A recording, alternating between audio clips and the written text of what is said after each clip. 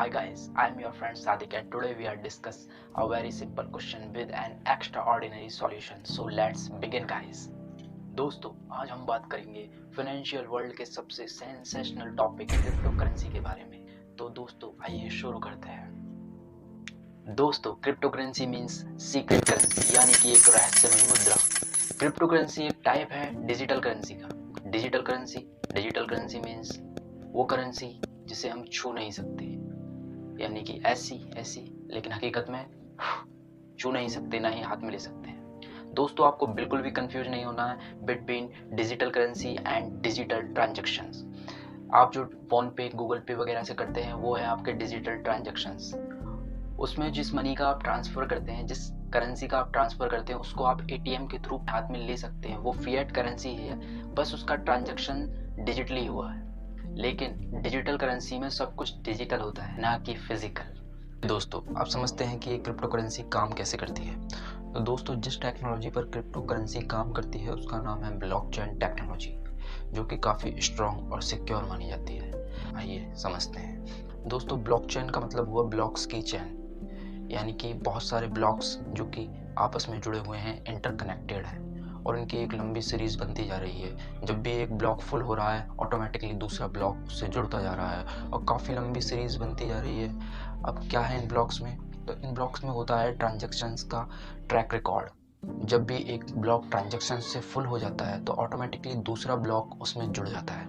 ये काफ़ी स्ट्रॉन्ग क्यों माना जाता है? तो दोस्तों हर ब्लॉक में 2 हैज होते हैं, यानी कि मान लीजिए 2 ताले होते हैं जिनकी चाबी एक के पास नहीं होती, अलग अलग शख्स के पास होती है। एक होता है प्रीवियस एज, दूसरा होता है करंट एज। जहाँ से ब्लॉकचेन स्टार्ट हो रही है उस वाले ब्लॉक का प्रीवियस एज 0 होता है, यानी उससे पहले कोई ब्लॉक नहीं है। और उससे अगले वाले ब्लॉक का प्रीवियस एज उस वाले ब्लॉक का नंबर होता है जहाँ से ब्लॉकचेन शुरू हो रही है। यानी कि एक ब्लॉक के फुल होने के बाद जब उसमें नया ब्लॉक जुड़ेगा उसमें उस पुराने वाले ब्लॉक का प्रीवियस हैश डाला जाएगा। इस तरह से ये ब्लॉकचेन काफ़ी लंबी होती चली जाती है। अब ये स्ट्रॉन्ग इसलिए होती है दोस्तों कि जैसे ही कोई एक शख्स एक ब्लॉक में ट्रांजैक्शंस में गड़बड़ी करने की कोशिश करेगा तब उसका जो करंट हैज़ होता है वो चेंज हो जाता है और वो पूरी ब्लॉकचेन सीरीज से मिसमैच होगा और वो शख्स पकड़ा जाएगा। इसलिए इस टेक्नोलॉजी को काफ़ी स्ट्रॉन्ग और सिक्योर माना जाता है। दोस्तों जब भी ब्लॉकचेन टेक्नोलॉजी के थ्रू कोई ट्रांजैक्शन किया जाता है तो उसे रिवर्स में नहीं किया जा सकता। यानी कि ए ने बी को कुछ अमाउंट सेंड किया तो उसके लिए एक ब्लॉक बन गया, लेकिन बी उस अमाउंट को ए को वापस भेजे तो उसी ब्लॉक के थ्रू नहीं होगा, बल्कि इसका एक नया ब्लॉक होगा। यानी ब्लॉकचेन टेक्नोलॉजी में कुछ भी चीज़ डिलीट नहीं होती, पूरी ट्रांजैक्शंस का ट्रैक रिकॉर्ड मेंटेन होता रहता है। अब दोस्तों इसे और आगे समझते हैं कि इन ट्रांजैक्शंस का ट्रैक रिकॉर्ड कहाँ मेंटेन होता है। तो दोस्तों इन ट्रांजैक्शंस का ट्रैक रिकॉर्ड जहाँ मेंटेन होता है उसका नाम है पब्लिक लेजर, जो कि एक डिजिटल खाता वही होती है जिसमें सारे ट्रांजैक्शंस का ट्रैक रिकॉर्ड मौजूद होता है, जो कि हर उस सिस्टम में अपडेट किया जाता है जो क्रिप्टो रिलेटेड है। अभी तक हमने समझा कि ब्लॉकचेन टेक्नोलॉजी को 3 वजह से काफ़ी स्ट्रॉन्ग और सिक्योर माना जाता है। पहला, इसमें 2 हैश होते हैं। दूसरा, इसमें कोई भी ट्रांजैक्शंस डिलीट नहीं होते, सारे ट्रांजैक्शंस का ट्रैक रिकॉर्ड मेंटेन होता है।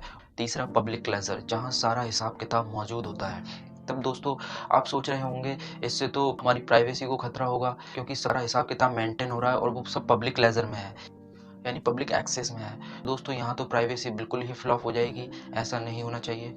तो इसी के लिए दोस्तों यहाँ पर होता है क्रिप्टो करेंसी का एक बहुत ही स्ट्रॉन्ग पिलर, जिसे कहा जाता है क्रिप्टोग्राफी। यानी कि सब कुछ हिसाब किताब में दर्ज है लेकिन सब कुछ कोडेड है। मैं अगर क्रिप्टो होल्डर हूँ तो मेरा नाम वहाँ सादिक खान नहीं आएगा, वहाँ मेरा कुछ कोड होगा। आप अगर क्रिप्टो होल्डर हैं तो आपका नाम वहाँ दर्ज नहीं होगा, आपका भी कुछ कोड होगा। इसलिए सब कुछ कोडेड है, कोई नहीं देख सकता। यानी हिसाब किताब सब मौजूद है लेकिन सारा कुछ कोडेड है। तो इस तरह से क्रिप्टोग्राफी ब्लॉकचेन टेक्नोलॉजी को काफ़ी स्ट्रॉन्ग बनाते हैं और इसीलिए क्रिप्टो करेंसी को सीक्रेट करेंसी कहा जाता है, क्योंकि इसमें क्रिप्टोग्राफी यूज़ होती है।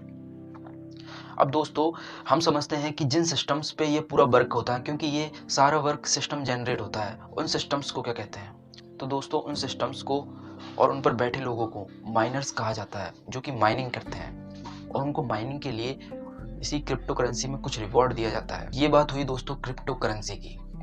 अब आइए दोस्तों जानते हैं कि बिटकॉइन क्या होता है और बिटकॉइन की शुरुआत कैसे हुई। दोस्तों हमने ब्लॉकचेन टेक्नोलॉजी की बात की।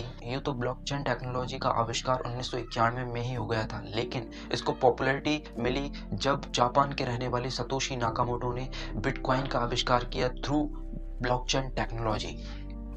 कॉइन जिसका आविष्कार 2009 में हुआ, जो 2009 में 0.04 रुपये में एक बिटकॉइन आ जाता था, लेकिन बीच में उसकी कीमत 40 लाख रुपए हो गई और अब भी उसकी अप्रॉक्स कीमत 30 लाख रुपए के आसपास है। तो दोस्तों ये इतना हैवी क्यों हो गया, कैसे इसकी कीमत बढ़ी? तो इसका और किसी भी चीज़ की कीमत बढ़ने का हम पिछली वीडियो में सारा सिस्टम देख चुके हैं। जब भी किसी चीज़ की कीमत बढ़ेगी तो वो वहाँ पर डिमांड एंड सप्लाई थ्योरी लगेगी।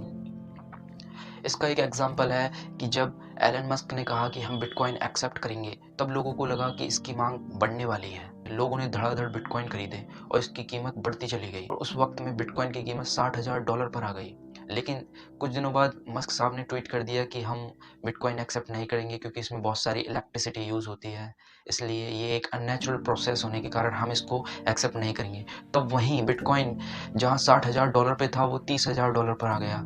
इसको मस्क डिप भी कहा जाता है। तो दोस्तों यहाँ से हमने समझा कि बिटकॉइन ही नहीं, कोई भी चीज़ बढ़ती घटती कैसे है। यहाँ पर लगेगा बेसिक इकोनॉमिक्स का डिमांड एंड सप्लाई रूल, यानी कि जब भी कोई चीज़ लिमिटेड है तो उसकी मांग बढ़ने पर उसकी कीमत बढ़नी ही बढ़नी है। लिमिटेड, तो क्या बिटकॉइन लिमिटेड है? जी हाँ दोस्तों, बिटकॉइन लिमिटेड है। बिटकॉइन सिर्फ 21 मिलियन माइन किए जा सकते हैं, यानी कि 2 करोड़ 10 लाख। तो दोस्तों अभी तक 90% बिटकॉइन माइन हो चुके हैं। सतोशी नाकामोटो ने बिटकॉइन के एल्गोरिदम को कुछ इस तरह से सेट किया कि जैसे जैसे नए बिटकॉइनों को माइन किया जाएगा उनमें प्रोसेस टाइमिंग बहुत ज़्यादा लगेगी। ऐसा माना जाता है दोस्तों कि लास्ट वाला बिटकॉइन साल 2140 में माइन किया जाएगा। अब जानते हैं दोस्तों कि बिटकॉइन की शुरुआत कैसे हुई। दोस्तों आप सभी को पता है कि 8 नवंबर 2016 को हमारी कंट्री में डिमोनेटाइजेशन हुआ और हमारे 1500 के नोट बेकार हो गए। इसका रिलेशन बिटकॉइन से तो बिल्कुल भी नहीं है, क्योंकि बिटकॉइन तो 2009 में ही आ गया था। लेकिन दोस्तों इतिहास में ऐसी घटनाएं बहुत बार हुई हैं। इनफैक्ट इंडिया में भी नोटबंदी पहले भी हुई है। तो दोस्तों कुछ लोगों को लगता था कि जब पैसे हमारे तो इसको कंट्रोल अथॉरिटी क्यों करे, क्यों किसी बैंक के मैनेजर को पता हो कि मेरे पास कितना पैसा है, क्यों 2 देशों के युद्ध की वजह से मेरे पैसे पर इफेक्ट पड़े। तो ऐसी ही कुछ विचारधाराएं लेकर सतोशी नाकामोटो ने बिटकॉइन का आविष्कार किया। बिटकॉइन जो कि क्रिप्टो करेंसी की सबसे पॉपुलर करेंसी है, इसी से क्रिप्टो बाजार उठता है और इसी से गिरता है। लेकिन दोस्तों इसके अलावा भी कुछ और क्रिप्टो करेंसीज हैं जो कि अभी काफ़ी पॉपुलर हो रही हैं। For example Ethereum, Litecoin, ripple और भी कई हैं। दोस्तों बिटकॉइन के अलावा जो भी क्रिप्टो करेंसीज हैं वो कहीं ना कहीं बिटकॉइन की कमियों को दूर करती हैं।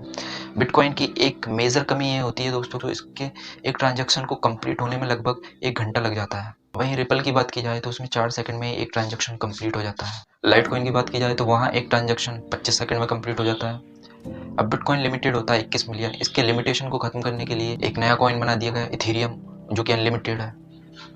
तो इसी तरह से कहीं ना कहीं इसकी कमियों को दूर करने के लिए कुछ अलग कॉइन बनाए गए हैं। फिर हम इसी क्रिप्टो करेंसी में टोकन कॉइन्स का नाम भी सुनते हैं। तो वो टोकन कॉइन्स क्या होते हैं? तो दोस्तों जब भी कोई कंपनी नई क्रिप्टो करेंसी को लॉन्च करती है तो उसके लिए एक नई ब्लॉकचेन की ज़रूरत भी होती है।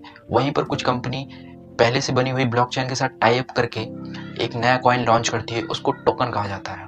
तो क्रिप्टो करेंसी को अभी तक इंडिया में लेन देन का जरिया नहीं बनाया गया है, यानी कि लीगल टेंडर घोषित नहीं किया गया है। इसका एक मेजर रीज़न यह है दोस्तों कि ये एक हाईली वॉलेटाइल करेंसी है, यानी कि इसका प्राइस कब ऊपर हो जाए और कब डाउन चला जाए पता नहीं चलता। बहुत जल्दी अपना प्राइस बदलती है। फॉर एग्जांपल आपने किसी को मनी ट्रांसफ़र की तो हाईली चांसेस हैं कि पहुंचने से पहले कीमत बढ़िया घट चुकी हो। इसी कारण आपस में एक पेमेंट करने में काफ़ी प्रॉब्लम होंगी। इस चीज़ को देखते हुए अभी तक इसे लीगल टेंडर नहीं बनाया गया है। फिर भी इंडिया में इसके इन्वेस्टर्स बढ़ते जा रहे हैं। तो क्या इसमें इन्वेस्ट करना लीगल है? जी हाँ दोस्तों, इसमें इन्वेस्ट करना और इसको होल्ड करना और बेच देना लीगल है, लेकिन लेन देन का जरिया अभी इसे नहीं बनाया गया है। तो इसमें इन्वेस्ट कैसे करें? तो दोस्तों इसमें इन्वेस्ट करने के लिए आपको जाना होगा क्रिप्टो एक्सचेंज में। इंडिया में बहुत सारे क्रिप्टो एक्सचेंज हैं जो कि आपकी फिएट करेंसी को एक्सचेंज करेंगे क्रिप्टो करेंसी में। For example WazirX, Zebpay, CoinSwitch, Kuber, CoinDCX और भी बहुत सारे हैं। आप किसी भी क्रिप्टो एक्सचेंज में जाकर वहाँ से अपनी करेंसी को एक्सचेंज करके क्रिप्टो खरीद सकते हैं। तो क्या क्रिप्टो इन्वेस्टर्स को गवर्नमेंट रेगुलेट करती है? हाँ दोस्तों, अभी हाल ही में हमारे बजट में अपडेट आया है कि हर क्रिप्टो होल्डर को अपने मुनाफे पर 30% गवर्नमेंट को पे करना होगा टैक्स के रूप में, और 1% TDS देना होगा हर ट्रांजैक्शन पे। गवर्नमेंट क्रिप्टो करेंसी को रेगुलेट नहीं कर सकती, लेकिन क्रिप्टो होल्डर्स को तो रेगुलेट कर ही सकती है, इसलिए क्रिप्टो होल्डर्स पर अब गवर्नमेंट ने ये टैक्स लगाए हैं। तो क्या दोस्तों कोई ऐसा देश भी है जहां क्रिप्टो करेंसी को लीगल टेंडर यानी लेन देन का जरिए बना दिया गया है? तो यहाँ पर नाम आता है दुनिया के एक देश अल सल्वाडोर का, जहाँ पर क्रिप्टो करेंसी को दुनिया में सबसे पहले लेन देन का जरिया यानी लीगल टेंडर बनाया गया है। वहाँ सारे लेन देन क्रिप्टो करेंसी के थ्रू ही किए जाते हैं। तो क्रिप्टो करेंसी की बात दोस्तों यहीं तक थी। अगर आपको वीडियो पसंद आई है तो इसको लाइक करें। दोस्तों मेरी आपको एक सलाह होगी कि अगर आप क्रिप्टो में इन्वेस्ट करना चाहते हैं तो आप अपना वो पैसा इन्वेस्ट करें जो कि एक्स्ट्रा है। अगर वो पैसा चला जाए तो कोई दुख ना हो, ऐसे पैसे को इन्वेस्ट करें और उसको सिस्टमेटिक इन्वेस्टमेंट प्रोग्राम के तहत, यानी जो SIP है उसके बारे में हम किसी नेक्स्ट वीडियो में बात करेंगे, उसके तहत इन्वेस्ट करें। तब आपको कम से कम नुकसान होगा और मुनाफे के चांसेस बढ़ते जाएंगे। थैंक यू दोस्तों।